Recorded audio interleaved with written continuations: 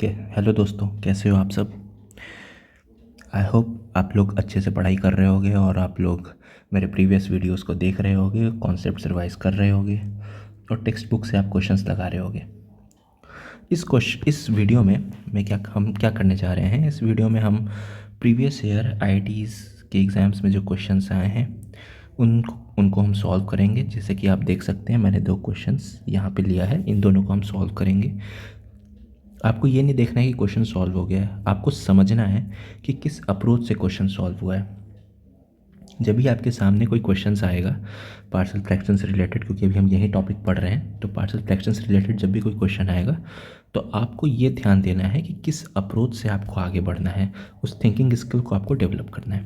Okay, तो चलिए शुरू करते हैं। शुरू करने से पहले मैं कुछ फॉर्मूलाज लिख दे रहा हूँ यहाँ पर, जो कि बेसिक फार्मूलाज हैं, आपके टेक्स्ट बुक्स में रहते हैं, आपके बेसिक क्वेश्चंस में काम आते हैं।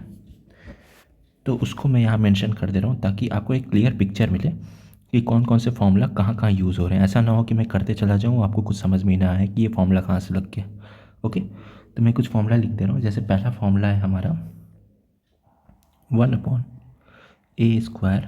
x² dx। ओके, अगर इसका इंटीग्रल करना होगा तो इसका इंटीग्रल क्या होगा, तो इसका इंटीग्रल होगा 1/a tan inverse x/a+c। Okay, एक फॉर्मूला आप ये याद रखिए। दूसरा फॉर्मूला आप ये याद रखिए, integration of 1/x² x² - a² okay, ये होगा आपका 1/2 ln x - a upon x+a+c। Okay, कोई दिक्कत।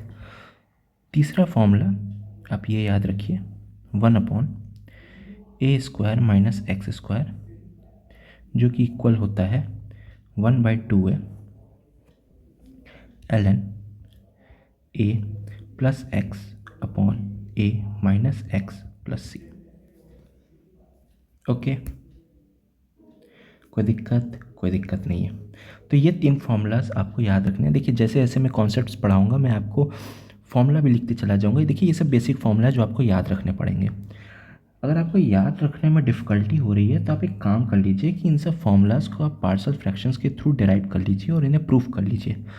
मैं यही करता था कि जब मुझे फार्मूला याद नहीं होते थे, मैं फार्मूला को डिराइव करके प्रूफ कर लेता था और इससे मुझे फार्मूला याद हो जाता था। लेकिन सबके अलग अलग सिनेरियोज़ होते हैं, आप ये ट्राई करके देख सकते हैं, जिससे आप अगर याद हो जाए तो अच्छी बात है, नहीं हो रहा है तो आप कोई और तरीका अपना सकते हैं। बट मेन चीज़ ये है कि आपको फार्मूलाज ये याद होने चाहिए। जैसे जैसे मैं आगे बढ़ूँगा वैसे वैसे और भी बहुत सारे इंटीग्रेशन के फार्मूलाज आप पहले से याद करके रखे हैं तो बहुत अच्छी बात है, नहीं तो मैं आपको बताता रहूँगा। ओके, जिससे आपको याद हो सके। फॉर्मूला मैंने सही लिखा है ना, आप एक बार चेक कर लीजिए, 1/ax² + x², this. Okay okay okay, alright, आगे बढ़ते हैं। तो हम लोग फर्स्ट क्वेश्चन को सॉल्व करते हैं। ओके, मैं फर्स्ट क्वेश्चन उठाता हूँ। हमारा फर्स्ट क्वेश्चन है integration of wait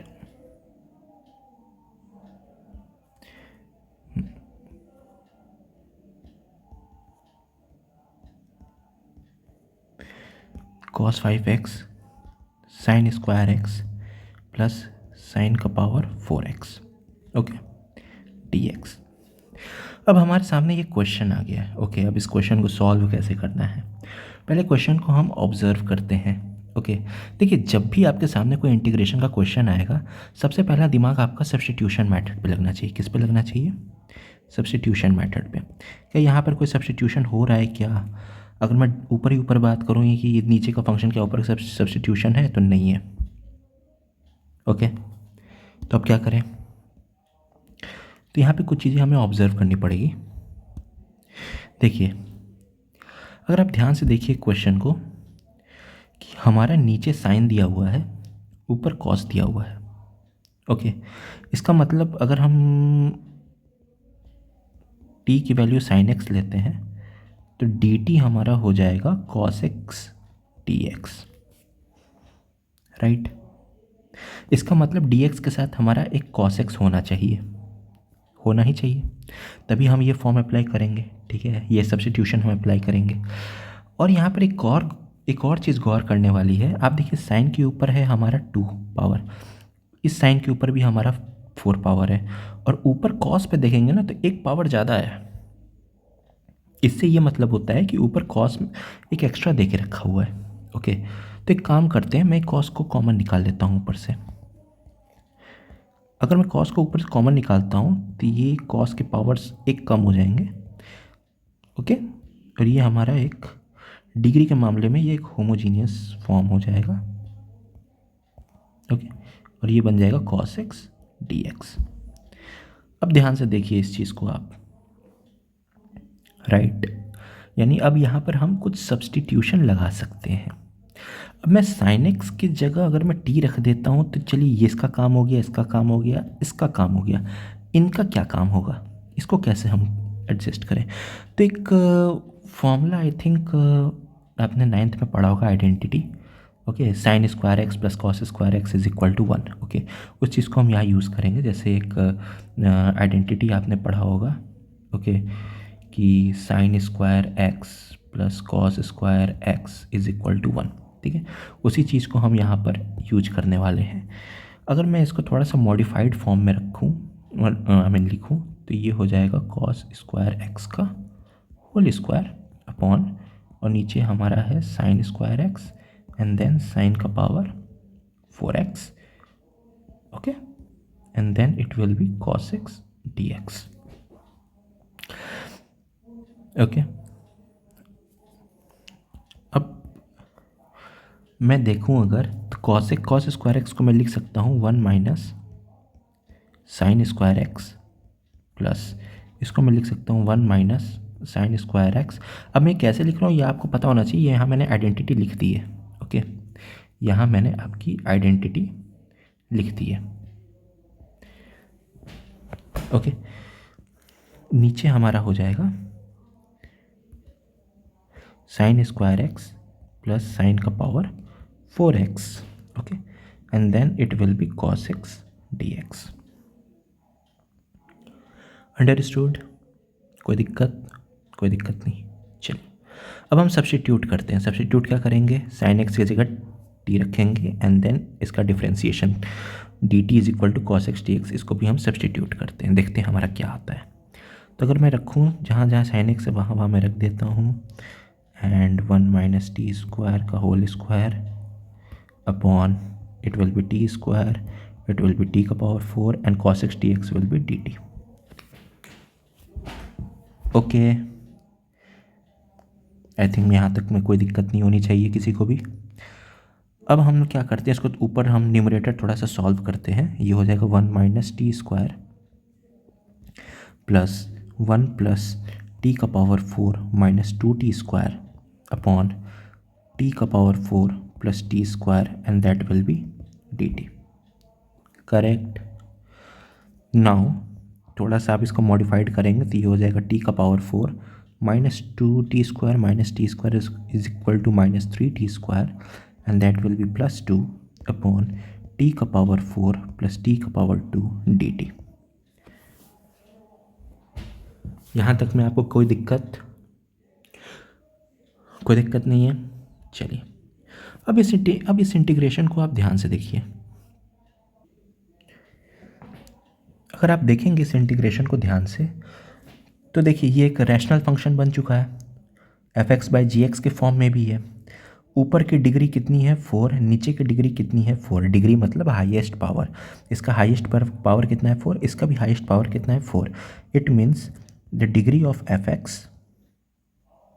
okay is equal two degree of gx। Okay, if fx by gx हमारा कोई इंटीग्रल फॉर्म है तो, यानी fx की डिग्री gx की डिग्री बराबर है, इक्वल है। तो आप मेरे अगर पिछले वीडियोस को आपने फॉलो किया होगा तो आप ये पाएंगे कि अगर डिग्रीज़ बराबर होती हैं, डिग्रीज़ इक्वल होती हैं, तो हम लोग सबसे पहला काम ये है कि पॉलिनॉमियल डिवीज़न करते हैं। पॉलिनॉमियल डिवीज़न करने के बाद फिर हम नॉर्मल पार्शियल फ्रैक्शन का जो भी हमारे स्टेप्स हैं उनको फॉलो करते हैं। ओके, तो हम यहाँ भी वही चीज़ करेंगे। जैसे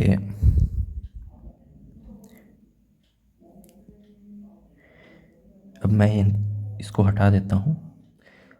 ओके, तो सबसे पहला काम है कि डिग्री हमारे इक्वल है, तो सबसे पहले मैं पॉलिनॉमियल डिवीज़न कर लेता हूँ यहाँ पर। तो ये हमारा हो जाएगा टी का power 4 minus 3t² and then 2, and then अगर आप यहाँ 1 से करेंगे तो ये हो जाएगा टी का power 4 that will be plus t²। Okay, minus minus it will be cancel out, it will be 4t² plus 2, right. And then अगर आप देखिए तो आपको उसके एक क्वोशंट रिमाइंडर का एक रिलेशन बना के लिखना है, उसी के फॉर्म में लिखना है। तो ये हमारा है क्वोशंट, तो क्वोशंट विल बी 1 प्लस ये हमारा है reminder that will be 4t² plus 2 by T का पावर 4 प्लस t²। ये हमारा फॉर्म बनेगा, राइट। तो चलिए अब इसी को हम आगे सॉल्व करते हैं थोड़ा।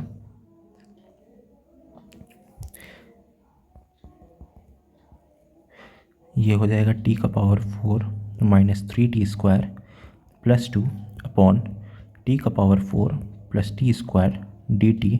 इसको मैं पार्शियल फ्रैक्शन के थ्रू अब सॉल्व कर रहा हूँ, तो पॉलिनॉमियल डिवीजन के बाद हमारा कुछ ये बनेगा 1 plus 2 minus 4t² upon T का power 4 plus t², right.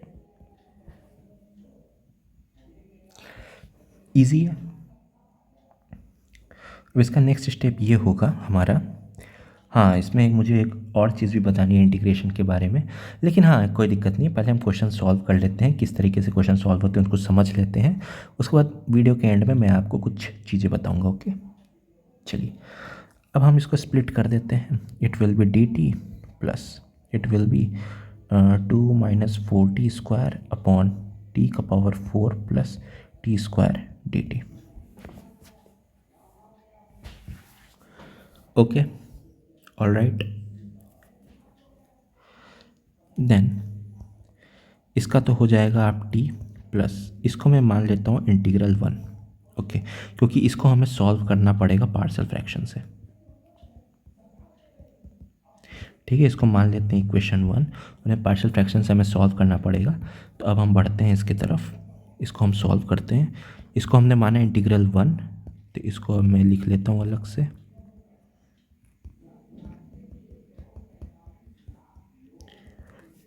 Okay, अब इसको सॉल्व करने के लिए देखिए t² टी का पावर 4 ये भी थोड़ा सा कॉम्प्लेक्सिटी क्रिएट कर रहा है, लेकिन जब हम पार्शियल फ्रैक्शन में स्प्लिट करते हैं ना तो उसमें हम इजी वे में कर सकते हैं। जैसे हमारा ये, क्योंकि पहला स्टेप है स्प्लिट करने का, क्योंकि कौन सा पार्शियल मेथड हमारा यूज़ होगा वो चीज़ें हमें देखनी है। तो इसको मैं यहाँ लिख लेता हूँ। एक काम करते हैं, इसको ईजी बनाने के लिए हम एक काम करते हैं। ओके, मैं t² को y से रिप्लेस कर देता हूँ। t² को मैं क्या करता हूँ, y से रिप्लेस कर लेता हूँ। तो ये हमारा बन जाएगा 2 माइनस 4y अपॉन y², क्योंकि t का पावर 4 क्या होता है, t² का स्क्वायर। तो t² को मैंने y से रिप्लेस किया है, तो it will B y² plus y। कोई दिक्कत इसमें? कोई दिक्कत नहीं है। अब देखिए ये प्योर पार्शियल फ्रैक्शन का फॉर्म बन चुका है। f(x) का डिग्री कम है, g(x) का डिग्री ज़्यादा है। अब जब प्योर पार्शियल फ्रैक्शन का फॉर्म बन चुका है तो इसमें आपको एक चीज़ ध्यान देना है, क्या डिनोमिनेटर सिंपलर फॉर्म में हो सकता है क्या, कुछ कॉमन निकल सकता है क्या, फैक्टराइज हो सकता है क्या? तो बिल्कुल हो सकता है। अगर हो सकता है तो आप कीजिए y प्लस 1। ओके, इस फॉर्म में हो गया, समझ में आया? चलिए अब हम पार्शियल फ्रैक्शन के थ्रू आगे बढ़ते हैं। अब देखिए ये बहुत इजी फॉर्म हो चुका है। इस तरह के फॉर्म्स आई थिंक आप लोगों ने अगर प्रैक्टिस किया है तो बहुत अच्छी बात है, ये आपको फिर बहुत इजी लगेगा। a upon Y plus b upon Y plus 1। Okay, then 2 minus 4y is equal to a y plus 1 plus by। Okay, अब देखिए इस तरह के इक्वेशन मैंने आपको सॉल्व करके दिखाए। इसमें हमें दो केस लेने पड़ेंगे क्योंकि दो वेरिएबल है ए एंड बी, तो दो केस लेने पड़ेंगे। केस वन में मैं वाई की वैल्यू -1 ले लेता हूँ, -1, then this will be 0, 2 - 4 × -1 is equal to A -1 + 1 + b × -1, right. तो ये हमारा कैंसिल आउट हो जाएगा, ये हमारा 0 हो जाएगा, and that will be minus plus minus, and then that will be b. Okay, ये हो जाएगा हमारा 2 - -+4 equal to this. Okay, then 6 is equal to -b, then b will be equal to -6, b की वैल्यू हमारी आ गई -6। Then अब हम केस 2 लेते हैं, ये हमारा केस 1 था, केस 2 ले लेते हैं हम यहाँ पर। केस 2 में y की वैल्यू 0 रख लेते हैं। गौर से कीजिए, y की वैल्यू 0 रखेंगे तो b कैंसिल आउट हो जाएगा हमारा। तो ये हो जाएगा 2 - 4 × 0, it will be a 0 + 1 + b × 0। ये कैंसिल आउट, ये cancel out. Okay, so 2 is equal to a × 1, then a is equal to 2, right. आपके दोनों वैल्यूज़ निकल चुके हैं। अब इन दोनों वैल्यूज़ को हम पुट कर देते हैं।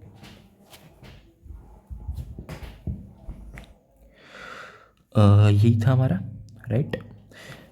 तो इसमें मैं पुट कर देता हूँ, तो इसमें होता है हमारा 2/4y upon y + 1, it will be equal to 2/y। A की वैल्यू 2 थी तो 2, और b की वैल्यू -6 थी तो that will B -6y + 1, right. कोई दिक्कत नहीं। अब y की वैल्यू हमने क्या सब्स्टिट्यूट की थी, आपको देखिए यहाँ पे पता होना चाहिए। y की वैल्यू हमने क्या सब्स्टिट्यूट की थी, t² = y। तो हम अब क्या करते हैं, इंटीग्रल 1 करते हैं, और इट विल बी 2 अब हम वापस से रिप्लेस करते हैं, y की वैल्यू को हम t² लिखते हैं, that will B t² + 1। Okay, तो ये हमारा इंटीग्रेशन बनेगा, क्योंकि पार्शियल फ्रैक्शन के थ्रू तो हमारा ये चीज़ आया है, तो ये हमारा इंटीग्रेशन बनेगा 2/t² - 6/t² + 1, and that will be dt। Okay, कोई दिक्कत आपको? कोई दिक्कत? मेरे ख्याल से कोई दिक्कत नहीं होनी चाहिए, सॉरी। अब हमारा आगे का इंटीग्रेशन क्या होगा? आगे का इंटीग्रेशन बहुत ईजी है, 1/t² dt - 1/6/t² + 1 dt। अब इसको इंटीग्रेट करना है हमें, तो 2, इसका इंटीग्रेशन हो जाएगा -2 + 1 upon -2 + 1 -6, that will be dt upon t² + 1। Okay, कोई दिक्कत? अब इसमें कौन सी आइडेंटिटी यूज हो रही है मैं ये भी बता दे रहा हूँ। इसमें आइडेंटिटी यूज हो रही है x⁴n dx is equal to xn + 1 upon n + 1 + c। दूसरी हमारी इस केस में क्या यूज़ होने वाली है, जो मैंने लिख के रखा है ऊपर, अगर देखा जाए तो आप देखिए ऊपर लिख के रखा है a² + x² that will B 1/a tan 1 x/a + c। इस चीज़ को मैं नीचे भी लिख दे रहा हूँ, ओके, ताकि आप बार बार एक चीज़ को देखेंगे ना तो मे भी आपको याद हो जाए। सो ये आपका हो जाएगा dx upon x² + a² it is equal to 1/a tan 1 x/a + c। Okay, तो वही चीज़ इस आइडेंटिटी को तो मैंने यहाँ यूज़ कर दिया है, और ये इसका आंसर आ जाएगा 1t⁻⁻1 एंड देन -1 -6। अब इसको आप इस फॉर्म को इससे कंपेयर करेंगे तो x की वैल्यू t है यहाँ पर और a की वैल्यू 1 है, उसी तरीके से हम यहाँ पुट करेंगे। ये हो जाएगा आपका tan 1 t, okay, + c। Yes, 1 है तो 1 लिखने की कोई ज़रूरत है नहीं, ऐसे 1 लिखने की कोई ज़रूरत है नहीं, इतना तो अंडरस्टैंडिंग होगी। तो आगे बढ़ते हैं। अब ये माइनस है, minus plus minus that will be -2, t inverse will be by t, okay, -6 that will B tan 1 t + c। ये हमारा I1 का फॉर्म हो गया, करेक्ट। कोई दिक्कत? कोई दिक्कत नहीं। अब हम I1 की वैल्यू को now putting value of I1 in equation 1, right. हमने इक्वेशन 1 जो माना था, अब इक्वेशन 1 क्या था मेरा, तो आप देख लेते हैं, हम देख लेते हैं इधर इक्वेशन 1 सी। हमारा इक्वेशन 1 ये था, right, t plus I1, right. और t को हमने क्या माना है, t को भी तो हमने सब्स्टिट्यूट किया है। आप ध्यान से देखिए t को हमने क्या सब्स्टिट्यूट किया है, और आप देखेंगे ऊपर तो t को हमने sin x सब्स्टिट्यूट किया हुआ है, ठीक है। तो उसी तरीके से हम आगे बढ़ते हैं। ये हमने माना था इंटीग्रेशन था हमारा, इसको मैं एक बार कट कर लेता हूँ, ओके। इसको मैं कॉपी कर लेता हूँ यहाँ से, एंड देन यहाँ पर मैं पेस्ट करता हूँ इस चीज़ को, ओके। तो देखिए यहाँ पर हमने माना था i is equal to T1 t plus I1, okay. तो ये होगा हमारा t plus I1। What is the value of I1? That will be -2/t -6 t inverse t, okay, plus c, and then integration will be t minus plus minus 2/t minus 6 tan inverse t plus c, okay. Then अब हमने t को भी तो क्या माना था, sine x ही माना था, ओके। तो जहाँ जहाँ t है वहाँ वहाँ हम साइन एक्स वापस से रख देते हैं, तो ये हो जाएगा sine X -6 tan inverse sine X plus C, right. कोई दिक्कत इसमें आपको? and now that will be your answer, right? That will be your answer. I is equal to, आप इसको थोड़ा और मॉडिफाइड में फॉर्म में लिख सकते हैं, तो 2 sin x that will be -1 -6 tan inverse sin x plus C, ये भी आपका आंसर है। तो देखिए आपको समझ में आया हमने क्या किया था इसमें पहले मैं ऑब्ज़र्व किया चीज़ों को, ठीक है, कि क्या सब्स्टिट्यूट कर सकते हैं। अगर आप ध्यान से देखें तो सबसे पहले हमने क्या किया है, इस क्वेश्चन में हमने देखा है, ऑब्ज़र्व किया है, क्वेश्चन के पैटर्न को समझा है, देन हमने cos x को कॉमन निकाला है, उसके बाद हमने sin x को t में रखा है, ओके, सब्स्टिट्यूट किया है, and then normal partial fraction जो भी हमें करना था, जो हमने पिछले वीडियोस में बता के रखा है, सब वही स्टेप्स मैंने फॉलो किए हैं, और उन्हीं स्टेप्स को फॉलो करके देखिए आपके आंसर आ चुके हैं, okay. That will be your answer. कोई दिक्कत इसमें आपको? आई डोंट थिंक इसमें कोई दिक्कत होनी चाहिए। देखिए ये क्वेश्चन करने में मैक्स टू मैक्स आपको मेरे ख्याल से 5 से 6 मिनट ही लगने चाहिए, ज़्यादा से ज़्यादा। मैं तो अभी आपको ये एकदम इलेबोरेट करके बता रहा हूँ जिससे कि आपको एक एक स्टेप समझ में आए, साथ में मैं फार्मूलाज भी मेंशन कर रहा हूँ आपको, ताकि आपको समझ में आए कि फार्मूला कौन से फार्मूला कहाँ यूज़ हो रहे हैं। लेकिन ये सारे फार्मूलाज आपको एकदम फिंगर टिप्स पे याद होने चाहिए, ओके। और आप जब आप बहुत ज़्यादा प्रैक्टिस करेंगे तो आपकी स्पीड भी बढ़ेगी, जिससे कि आपका 5 to 6 मिनट्स में आपके कॉन्सेप्ट अगर क्लियर हैं, फॉर्मूलाज याद हैं, मेरे पिछले वीडियोस को अच्छे से देख के रखा है, सारे स्टेप्स को आपने फॉलो किया है, तो 5 से 6 मिनट बहुत है इस क्वेश्चन के लिए, ओके।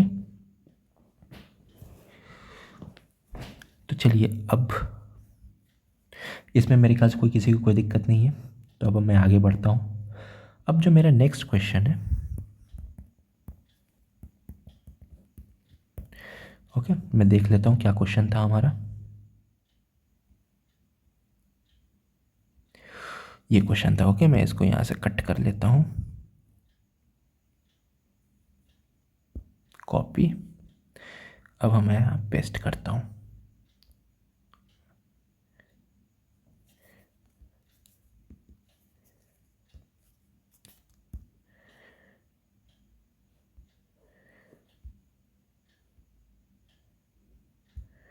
ओके। चलिए इसको यहीं लिख लेते हैं, ठीक है। ये भी हमारा क्वेश्चन है जो कि 1996 में पूछा गया था एग्ज़ाम में, प्रीवियस ईयर क्वेश्चन है ये। अब इसको कैसे सॉल्व करना है आप सोचिए एक बार, या तो आप वीडियो पॉज करके आप एक बार खुद से ट्राई कीजिए। तो चलिए मैं आगे बढ़ता हूँ। देखिए इसमें अगर आप देखेंगे तो इंटीग्रेशन हमारा कुछ इसी फॉर्म का है। Integration will be f x by g x d x. Okay, लेकिन एक नया डेरिवेटिव है, कुछ है, मतलब समझ में ही नहीं आ रहा है क्या है ये। ओके, ऐसा इसलिए, ऐसा क्यों हुआ है, इसका रीज़न क्या है। ओके, कि आपको कुछ समझ में नहीं आ रहा है इसमें। इसका रीज़न ये है, ये ई एक्स, या यूँ कहें कि यहाँ पे दो अलग अलग फंक्शंस का प्रोडक्ट फॉर्म हो गया है। दो अलग अलग फंक्शंस हैं, इनके बीच में प्रोडक्ट है। ओके, जब ऐसा फॉर्म आ जाता है तो क्या किया जाए। तो मेरे तरफ से एक सजेशन रहता है कि आप लोग ये पहले से ही मत सोच के बैठ जाइए करें कि इसमें ना पार्शियल फ्रैक्शन लग रहा है, ना सब्स्टिट्यूशन लग रहा है, ना कुछ लग रहा है। ऐसा कुछ नहीं है, ठीक है। जब भी इस तरह का फंक्शन आया कीजिए तो मेरे तरफ से एक सजेशन ये है कि ट्राई कीजिए कि जो भी फंक्शन आपका इनअप्रोप्रिएट लग रहा है, इनअप्रोप्रिएट नहीं, मैं ये कहूँगा कि जो भी फंक्शन आपका अलग लग रहा है, जैसे 1+x EX, ये थोड़ा सा आपको दिक्कत में दे रहा है। ओके, दिक्कत पैदा कर रहा है, तो इसमें हम ये कर सकते हैं कि इसी को आप सब्स्टिट्यूट करके देखिए एक बार क्या मिलता है। Okay, t is equal to 1+x e⁻x। Okay, मैंने ये लिख लिया। अब मैं इसको डिफ्रेंशिएट करता हूँ तो ये क्या हो जाएगा, इसका तो ज़ीरो हो जाएगा। इसमें आपका प्रोडक्ट रूल लगेगा। प्रोडक्ट रूल आपको मैं साथ साथ लिख रहा हूँ ताकि आपको डिफरेंट जो भी कॉन्सेप्ट है आपका रिवाइज होता चला जाए। जैसे मान लीजिए कि d/dx और हमारे दो फंक्शंस हैं। ओके, इनको डिफ्रेंशिएट करना है तो इनका डिफ्रेंशिएशन कैसे होता है। सो gx differentiation of first function plus fx differentiation of second function. Okay, उसी तरीके से इसका डिफ्रेंशिएशन होगा ex dot d/dx of x plus x d/dx of ex। All right, then dt will be what will be the differentiation ex।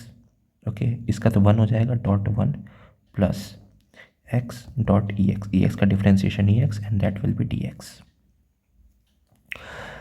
Then dt will be ex plus x ex dx। अब देखिए इसमें से अगर मैं ex common निकाल लेता हूँ तो dt will be ex 1+x dx। अब ये जो आपका आया है और ये जो हमारा क्वेश्चन है, इसको ऑब्जर्व कीजिए बहुत अच्छे से। कुछ मिला, मिला मिला मिला, बहुत कुछ मिला, ठीक है। देखिए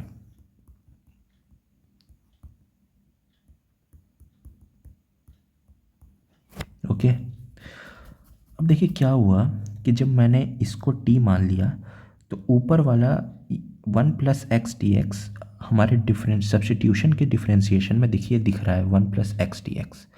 बस एक एक्स्ट्रा टर्म है ex का, ठीक है। इसके अकॉर्डिंग हम बना लेते हैं अपने क्वेश्चन को।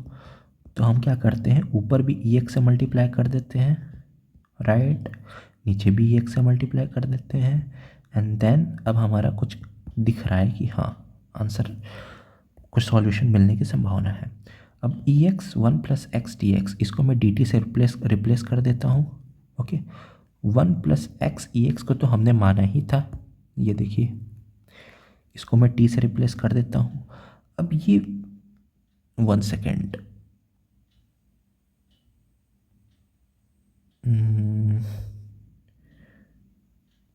Okay,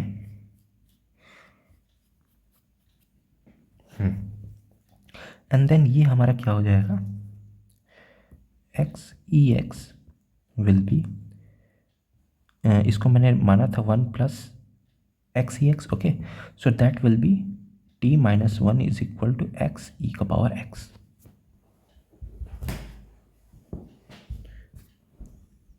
okay,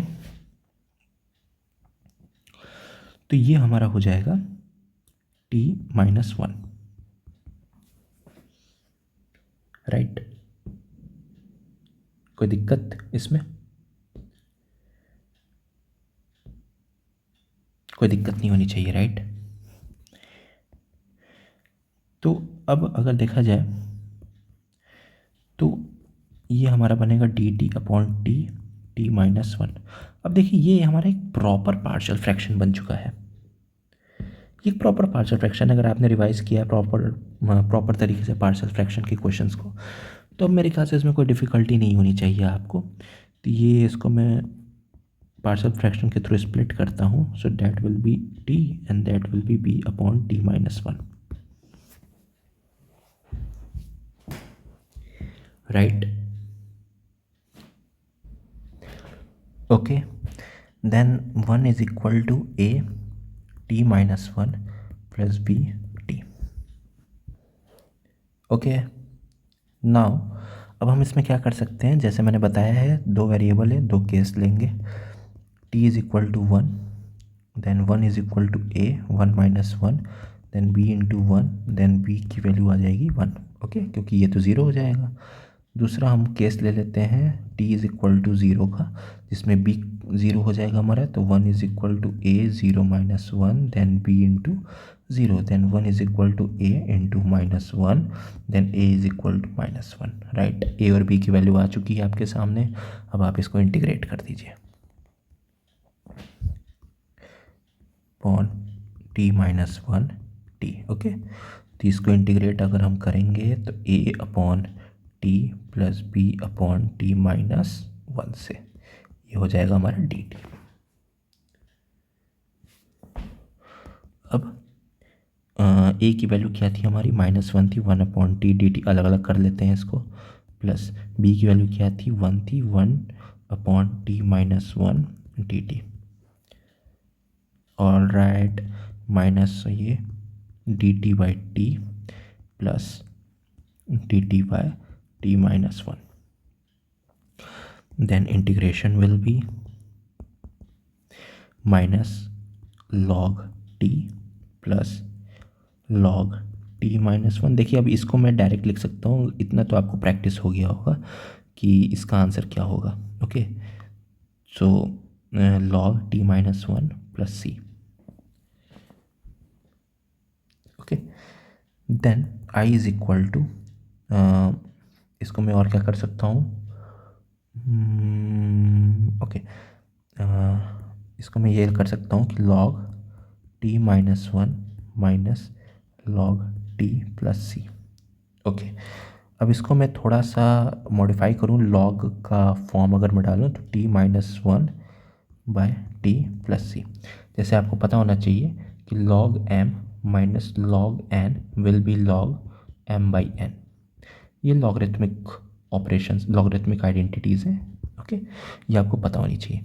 okay, then I is equal to log, अब टी की वैल्यू हमने क्या सब्स्टिट्यूट की थी, ये आप एक बार देख लीजिए।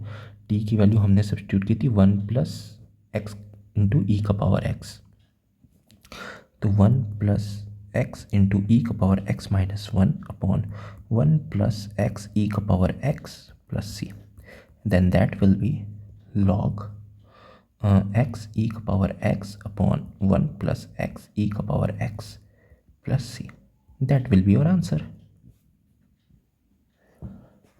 कोई दिक्कत इसमें आपको? एक इजी क्वेश्चन, मेरे ख्याल से प्रीवियस क्वेश्चन से ये क्वेश्चन थोड़ा इजी था, राइट। ठीक है, बस ऊपर की थोड़ी सी बात है, सब्स्टिट्यूशन वाली बात थी यहाँ पर। ठीक है, ये थोड़ा सा हमें कॉम्प्लेक्स लग रहा था ना, लेकिन जैसे मैंने बताया कि अगर आपके सामने कोई भी ऐसा फंक्शन आ जाता है जो कि आपको थोड़ा सा अलग दिखता है, तो एक बार आप उसे आप सब्स्टिट्यूट करके देखिए। ओके, मे बी आपको कोई रास्ता मिलेगा ही मिलेगा। तो जैसे मैंने देखा आपको, तो फिर हमारा अप्रोच बना, फिर हमारे एक ऑर्डिनरी पार्शियल इक्वेशन का एक फॉर्म बन गया, पार्शियल फ्रैक्शन का एक फॉर्म बन गया, सॉरी, एंड देन उसको हमने सॉल्व किया है, एंड देन फिर से टी की वैल्यू को हमने रिवर्स रख दिया जो भी हमने सब्स्टिट्यूट किया था, और हमारा आंसर आपके सामने है। ठीक है, ये दो प्रीवियस ईयर क्वेश्चंस हैं। ओके, तो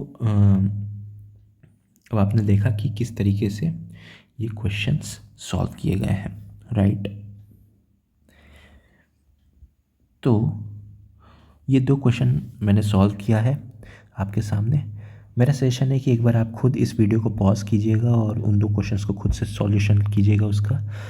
अगर आपसे बन जाए तो बहुत अच्छी बात है, नहीं बनेगा तो इस वीडियो को आप फिर से देखिएगा। इस वीडियो को देखने से पहले मेरा सजेशन ये है कि आप साइंस इन्फो स्टडी के चैनल पे जाइए और प्रीवियस क्वेश्चंस को देखिए आप, प्रीवियस वीडियोस को आप देखिए, कॉन्सेप्ट रिवाइज कीजिए, देन क्वेश्चंस को लगाइए। फिर भी क्वेश्चंस आपसे नहीं बन रहे हैं तो आप इस वीडियो को देखकर आप उन क्वेश्चंस को ट्राई कीजिए करने का और इस क्वेश्चन को समझने का ट्राई कीजिए, राइट। तो 2 क्वेश्चन मैंने आपके सॉल्व कर दिए आज। तीसरा क्वेश्चन मैं आपको एज अ होमवर्क दे रहा हूँ, आप खुद से एक बार ट्राई कीजिएगा इस क्वेश्चन को। ओके, क्वेश्चन है हमारा x³ + 3x + 2 अपॉन x² + 1 का whole square upon x + 1, right. ये हमारा एक क्वेश्चन है, ये मैं एक क्वेश्चन आपको दे रहा हूँ, ये आप एक बार खुद से ट्राई कीजिएगा, ट्राई इट योरसेल्फ।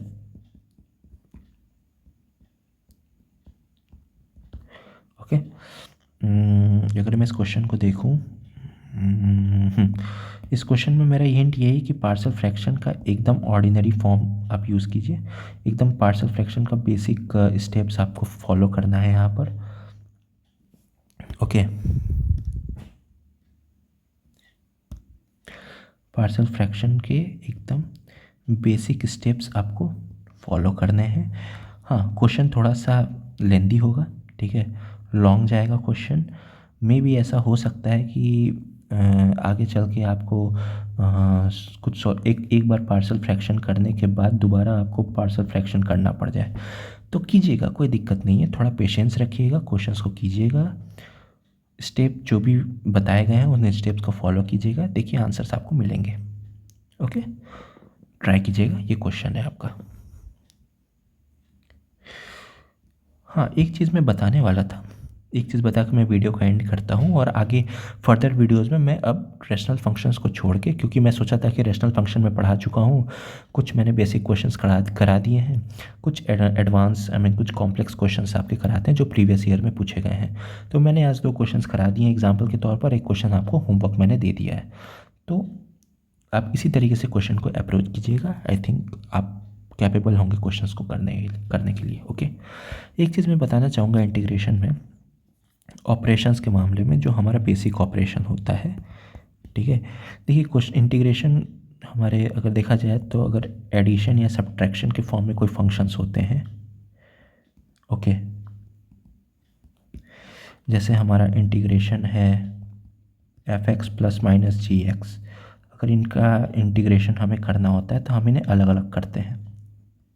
ओके, इन्हें अलग अलग कर लेते हैं और उसके बाद इनको हम इंटीग्रेट करते हैं। ओके, जब हमारा डिवीजन के फॉर्म में फंक्शन होता है, ओके, इस बात को ध्यान दीजिएगा, ठीक है, तो आपको चीज़ें और भी ज़्यादा क्लियर होंगी। डिवीज़न के फॉर्म में क्वेश्चन होता है तो इसमें हम सब्स्टिट्यूशन मेथड को कंसिडर करते हैं या तो पार्शियल फ्रैक्शन मेथड को कंसिडर करते हैं, अभी तक हमने जितना पढ़ा है। ओके,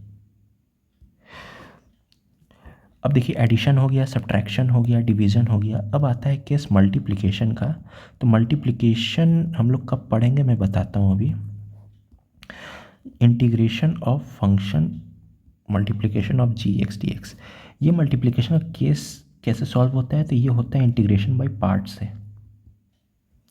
आपके सिलेबस में है ये एक टॉपिक, जैसे पार्शियल फ्रैक्शन एक मेथड है, उसी तरह बाय पार्ट्स भी एक मेथड होता है। ओके, और ये हम तब करते हैं जब हमारा f(x) और g(x) दोनों ही डिफरेंट फंक्शंस होते हैं। सपोज़ ये हमारा अर्थमेटिक है, ये हमारा ट्रिग्नोमेट्रिक फंक्शंस है। सपोज़ ये हमारा इन्वर्स फंक्शन है, ये हमारा लॉगरिथमिक फंक्शंस है। जब इस तरीके के अलग अलग डिफरेंट नेचर्स के फंक्शंस हमारे साथ प्रोडक्ट फॉर्म में होते हैं, तब हम लोग इंटीग्रेशन बाय पार्ट्स का यूज़ करते हैं। ओके, उसमें भी कुछ एक्सेप्शनल केसेस है, वो उन एक्सेप्शनल केसेस को भी मैं डिस्क्राइब करूँगा आपको। ओके, तो अगर देखा जाए तो तो आगे फर्दर वीडियोस में मैंने रेशनल फंक्शन का जिक्र कर दिया और क्वेश्चंस भी मैंने आपको बता दिए हैं। अब आप उसको प्रैक्टिस कीजिए, जितना प्रैक्टिस करेंगे उतना अच्छा होगा। अब नेक्स्ट वीडियो में मैं ट्रिग्नोमेट्रिक फंक्शंस को उठाऊंगा और उन्हें सॉल्व करके आपको दिखाऊंगा। उनके डिफरेंट कॉन्सेप्ट्स को हम समझेंगे, किस तरीके से उन्हें सॉल्व किया जाता है। और फिर हम ट्रिग्नोमेट्रिक फंक्शंस के बाद इनवर्स, लॉगरिथमिक और एक्सपोनेंशियल फंक्शंस पे बढ़ेंगे। जब ये सारे फंक्शंस को हम स्टडी कर लेते हैं, देन हम लोग इंटीग्रेशन बाय पार्ट्स को समझते हैं। ओके, तो आज की वीडियो में बस इतना ही। अगर आपको वीडियो अच्छा लगा है तो वीडियो को लाइक करें, सब्सक्राइब करें। ओके, और इन्जॉय करें वीडियो को और इस तरीके से क्वेश्चंस लगाते रहें और कॉन्सेप्ट्स क्लियर करते रहें। So thanks for watching. आज के लिए इतना ही। Tata, bye bye.